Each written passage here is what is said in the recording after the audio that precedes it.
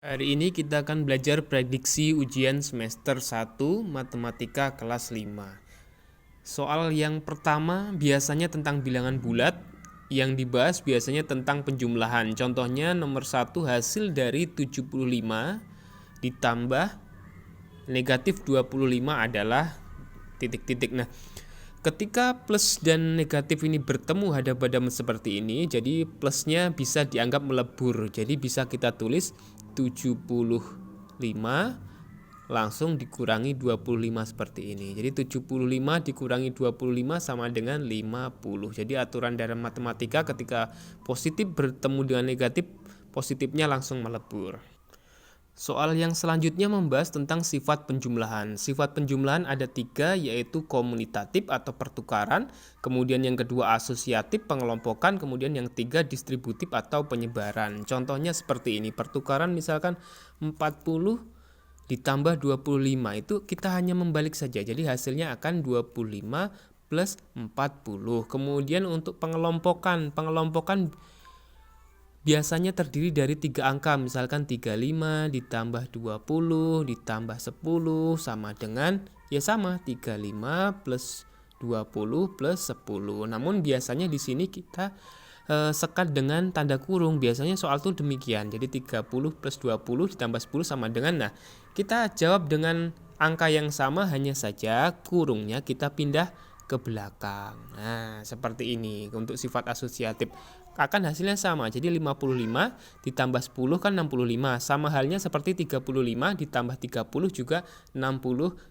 Kemudian untuk distributif atau penyebaran biasanya terjadi pada perkalian dengan penjumlahan. Misalkan 4 kali dalam kurung 6 plus 7 sama dengan, nah 4 kali 6 ditambah 4 kali 7. Nah, seperti itu untuk penyebaran.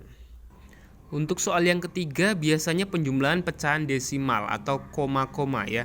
Jadi hasil dari 5,31 ditambah 3,7 adalah, nah soal seperti ini sebenarnya mudah, tapi syaratnya satu, yaitu komanya harus lurus. Jadi cara menjawabnya demikian. Jadi 5,31 ditambah, ya buat bersusun, 3,7. Jadi komanya ini harus lurus.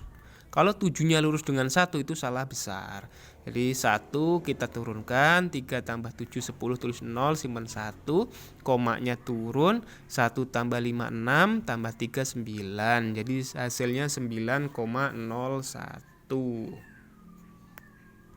Kemudian setelah penjumlahan biasanya akan lari ke perkalian atau pembagian. Jadi contohnya hasil dari 40 kali 3,5 adalah titik-titik, jawab. Nah, cara seperti ini kita anggap komanya itu hilang dulu. Jadi 40 dikali 35, bukan 3,5 ya, 35 dulu. Jadi 5 kali 0 0, 5 kali 4 20, 3 kali 0 0, 3 kali 4 12.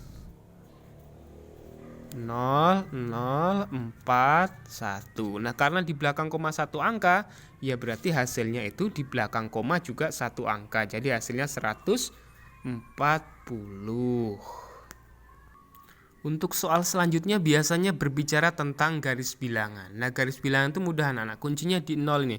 Kalau dia sebelah kanan berarti positif, jadi 1, 2, 3, 4 dan seterusnya. Kalau di sebelah kiri berarti negatif 1, negatif 2, negatif 3, negatif 4, negatif 5. Nah, kita mulai dari A. Negatif 1, negatif 2, negatif 3, negatif 4, negatif 5. Berarti A-nya negatif 5. Kemudian B-nya negatif 1, negatif 2. Kemudian C-nya 0, 1, 2. Berarti C-nya 2. Kemudian D-nya 2, 3, 4. Jadi D-nya 4. Nah, seperti itu. Untuk yang selanjutnya kita belajar tentang rata-rata. Rata-rata itu dicari dengan menjumlahkan data kemudian dibagi banyak data. Nah, jumlah data itu yang bagaimana? Jumlah data itu kita jumlahkan ini. Misalkan ini jumlah pasien rumah sakit Harapan Bunda misalkan. Hari Senin 5 pasien, Selasa 6 pasien, Rabu 7 pasien, Kamis 4 pasien. Nah, jumlah pasien ini kita jumlahkan 5 tambah 6, 11 tambah 7, 18 tambah 4 berarti 22. Ini jumlahnya. Kemudian banyak data itu dihitung nih. Senin, Selasa, Rabu, Kamis, berarti 4 kali atau 4 data. Jadi kita bagi sekarang. 22 dibagi 4 ya. 22 bagi 4 ketemunya 5. 5 kali 4 20, sisa 2, kasih koma, sini kasih 0. 20 bagi 4 5. 5 kali 4 20. Bis ya. Jadi jawabannya 5,5. Nah, ini rata-ratanya 5,5. Soal selanjutnya biasanya membahas tentang luas, baik itu persegi maupun persegi panjang. Kita ambil contoh persegi panjang. Jadi luas taman panjang 3,3 meter, lebarnya 2,2 meter, berapa luasnya? Jadi seperti tadi ya, kita anggap utuh nilainya, jadi 33 kali 22. 2 kali 3 6, ini juga 6, 2 kali 3 6 lagi, 2 kali 3 6 lagi. 6, ini 12 simpan 1, di 7 2 6. Karena di belakang koma ini belakang koma 1, ini belakang koma 1. Jadi 1 tambah 1 2. Berarti kita di belakang komanya 2 angka, 1 2. Nah, ini. Jadi hasilnya 7,26 itu hasilnya. Soal yang selanjutnya biasanya berbicara tentang sudut segitiga. Jadi ada soal misalkan sudut ini 80 derajat, yang ini 40 derajat, kemudian di sini X derajat. Kalian selalu akan diminta untuk mencari sudut X derajat. Berapakah besar sudut X derajat? Kata kuncinya kalau dia sudutnya segitiga, itu ketiganya itu jumlahnya 180. Jadi untuk mencari yang sudut X kita jumlahkan 80 tambah 40 120, ini untuk mengurangi jumlah sudutnya. Nah, jadi 80 tambah 40 itu 120, kita gunakan untuk mengurangi sudut lengkapnya. Di 180 kurangi 120 sama dengan 60 derajat. Jadi sudut C ini besarnya 60 derajat. Soal yang ke-9 tentang sudut, namun akan berbeda. Kalau tadi segitiga, sekarang ke segi 4. Tetap yang akan kita cari adalah X. Bedanya demikian anak-anak. Kalau misalkan segitiga, keseluruhan sudutnya jumlahnya 180. Kalau segi 4, keseluruhan sudutnya adalah 360. Caranya sama seperti tadi, kita jumlahkan sisanya. 100 tambah 110, 210, ditambah 80, jadi 290. Ini untuk mengurangi sudut komplitnya. Jadi 360 kurangi 290, hasilnya adalah 70 derajat. Jadi sudut X yang ini adalah 70 derajat. Kemudian prediksi selanjutnya biasanya tentang volume. Jadi volume itu kalau kelas 5 hanya volume kubus dan baloknya. Kita coba untuk volume kubus dulu. Kubus 4 cm, maka volumenya berapa? Cara menjawabnya, volume kubus itu kan rumusnya sisi kali sisi kali sisi. Sisinya 4, jadi kita kalikan. 4 ini sebanyak 3 kali. Nah, seperti ini. 4 kali 4, 16. Yang ini turunkan ke 16 kali 4, 64. Jadi jawabannya 64 cm pangkat 3 atau kubik. Soal selanjutnya setelah kubus biasanya kita akan membahas tentang soal balok. Nah, balok soalnya seperti ini, misalkan panjangnya 10 cm, lebar 3 cm, tinggi 3 cm. Berapa volumenya? Volume sama dengan kalau balok rumusnya P kali L kali T. Panjangnya 10, lebarnya 3, tingginya 4. Kita kalikan seperti tadi. Ini 30 kali 4-nya turun, 30 kali 4 jadi 120 cm pangkat 3 atau kubik. Soal selanjutnya biasanya kita disuruh untuk mencari FPB dan KPK. Contohnya FPB dari 36 dan 24. Kita faktorisasikan.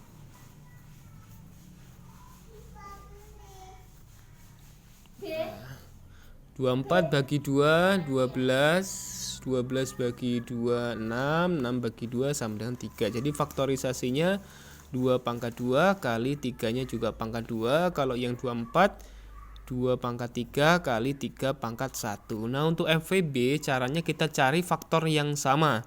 2 ada semua berarti sama, kita ambil salah satu. 3 ada semua, kita ambil salah satu. Namun faktor yang sama dengan pangkat terkecil. Jadi 2 pangkat 2 sama 2 pangkat 3 kecil ini berarti kita pakai 2 pangkat 2. Kemudian untuk 3-nya, ini pangkat 2, ini pangkat 1, kita pakai yang pangkat 1. Jadi 2 pangkat 2 itu 4, kali 3 pangkat 1 itu 3. Jadi 4 kali 3 12. Jadi FPB dari 36 dan 24 itu adalah 12. Setelah FPB biasanya ada KPK. Jadi misalkan KPK dari 30 dan 18 adalah sama seperti tadi kita faktorisasikan. Bagi 3 ketemunya 5. Kemudian yang ini bagi 2 ketemunya 9, bagi 3 ketemunya 3. Jadi ini hasilnya 2 kali 3 kali 5. Kemudian yang 18 2 kali 3 pangkat 2. Kalau KPK aturannya adalah kalikan semua faktor yang ada. Jadi sini ada 2, ada 3, ada 5 ya, dengan faktor yang terbesar. Jadi kalau KPK itu pilih faktor yang terbesar. Di sini 2-nya ada 1, kita ambil 1, 5-nya ada 1. Nah, 3-nya karena ada 2, kita hanya ambil yang pangkat terbesar. Jadi yang diambil cuma pangkat 2. Jadi 2 kali 3 pangkat 2 itu 9 kali 5. 2 kali 9 18 kali 5 sama dengan 90. Jadi KPK dari 30 dan 18 adalah 90. Yang soal selanjutnya biasanya berbicara tentang pecahan campuran. Jadi pecahan campuran contohnya seperti ini. Kita uraikan dulu ke pecahan biasa. Jadi 5 kali 2 10 tambah 4. Jadi 14 per 5 ikut. Dikurangi 5 kali 1 5 tambah 2 berarti 7 per baginya ngikut. Karena ini penyebutnya sudah sama, kita tinggal uraikan atasnya. Jadi 14 kurangi 7 itu 7, pernya ikut jadi per 5, 7 per 5. Yang terakhir itu biasanya ada tentang nilai tempat. Nilai tempat misalkan 5.327. 7 itu nilai tempatnya apa, 2 apa, 3 apa, dan 5 apa. Nah 7 itu yang paling pinggir ini satuan. Kemudian 2 ini nilai tempat puluhan.